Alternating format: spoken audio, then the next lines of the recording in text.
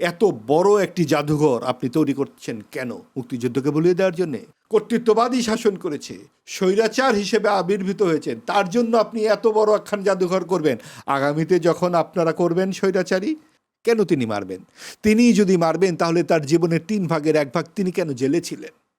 এবং আপনি দেখুন যে বাকশালের এত সমালোচনা করা হয়, বাকশাল পাশ হয়েছে আইন হিসেবে আপনার জানুয়ারিতে, কিন্তু কার্যকর হয়েছে 1975 সালের 6 জুন।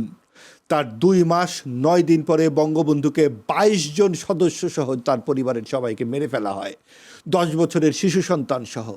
আপনি জানেন ভারত, পাকিস্তান, বাংলাদেশের সব দেশেই সরকার বা রাষ্ট্রপ্রধান নিহত হয়েছেন। সিভিক রয়্যাল রিসর্ট কিনুন আভিজাত্য, নিশ্চিত করুন ভবিষ্যৎ। আমাদের এখানে জিয়াউর রহমান নিহত হয়েছেন, বেনজির ভুট্টো নিহত হয়েছেন, ইন্দিরা গান্ধী, রাজীব গান্ধী নিহত হয়েছেন, জিয়াউল হক নিহত হয়েছেন, অনেকেই। কিন্তু এই পরিবারের 22 জন সদস্য সহ কোন দেশের রাষ্ট্রপ্রধান নিহত হয়েছেন? বঙ্গবন্ধু শেখ মুজিবুর রহমান। কারণ তার একটা আদর্শ, সেই আদর্শটা এত শক্তিশালী ছিল যে তার কোনো বংশকেও রাখা যাবে না। এটাই হচ্ছে বাকশাল। আর আপনি বলতে পারেন বাকশাল তো অনেক সমালোচিত।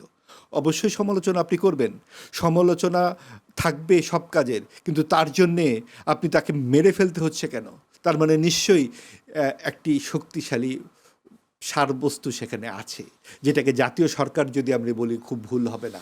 4টি পার্টি সেখানে ছিল, এক দল ছিল না। যাই হোক, বিষয়গুলো অনেক বিতর্কিত। আমি বলছি না যে এটা আপনাকে মেনে নিতে হবে, কিন্তু তাই বলে আপনি এটাকে একটা রং দিয়ে জুলাই জাদুঘরে যদি আপনি এটা স্থাপন করতে চান, আপনার ওই সাম্প্রদায়িক রাজনৈতিক অভিসন্ধি কিন্তু আর লুক্কায়িত থাকে না। এই সাম্প্রদায়িক রাজনৈতিক অভিসন্ধি সরকারের অনেকভাবে বেরিয়েছে, এবং সেইটা আমরা কিন্তু এই জুলাই জাদুঘরেও দেখতে পাই। মুক্তিযুদ্ধ জাদুঘর এই ঢাকা শহরে সরকারিভাবে নেই, সারা দেশে একটিও নেই। যেটি আছে সেটা ব্যক্তিগত ট্রাস্টের মাধ্যমে তিলে তিলে গড়ে ওঠা। আর ঢাকা শহরের সবচেয়ে দামি জায়গাটিতে এত বড় একটি জাদুঘর আপনি তৈরি করছেন কেন? মুক্তিযুদ্ধকে ভুলিয়ে দেওয়ার জন্যে, 25শে মার্চকে ভুলিয়ে দেওয়ার জন্যে, ভাষা আন্দোলনকে ভুলিয়ে দেওয়ার জন্যে? এই মূল যে জাদুঘর সেটিও তো এটার 10/1 না। তাহলে মূল জাদুঘরের একটি প্রান্তেই তো হতে পারত জুলাই জাদুঘর।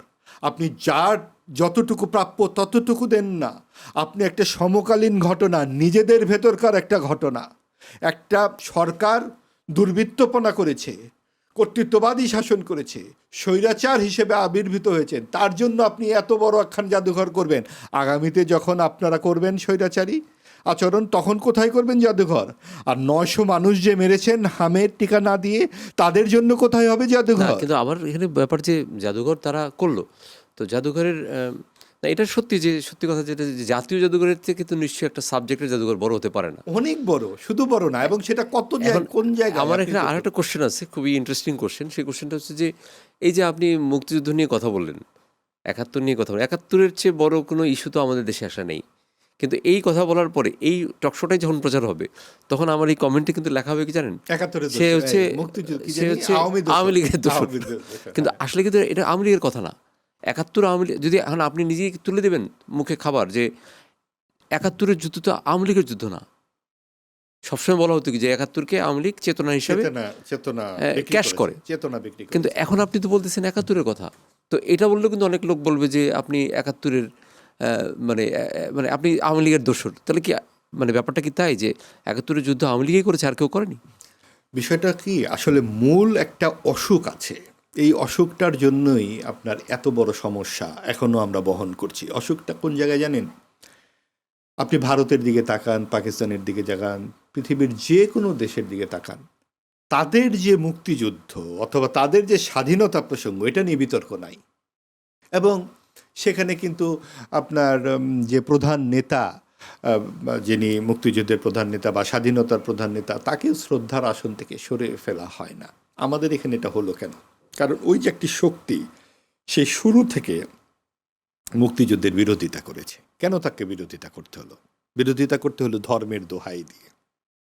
পাকিস্তান একটা ধর্মভিত্তিক রাষ্ট্র, যেটাকে আমাদের একজন গুরুত্বপূর্ণ লেখক এভাবে লিখেছেন যে পাকিস্তানের ভূত দর্শন, জন্ম মৃত্যু, অর্থাৎ পাকিস্তানের ভেতরে যে ধর্মীয় ভূতটা ছিল, যেই ভূতে আপনার 47 সালে ভারত পাকিস্তান আলাদা হয়ে গেল, 47-এর কথা কিন্তু মোস্তফা সরোয়ার ফারুকীরা খুব বলেন, 40-এর কথা বলেন না। কেন জানেন? কারণ লাহোর প্রস্তাবের কথা তখন তুলতে হয়। লাহোর প্রস্তাবে আছে, কি আছে লাহোর প্রস্তাবে? যে দেশভাগ হবে এবং যেই অঞ্চলে যেই ধর্ম প্রধান তারা প্রত্যেকে স্বাধীন হবে। সিভিক রয়্যাল রিসর্ট, সবুজে ঘেরা আভিজাত্য।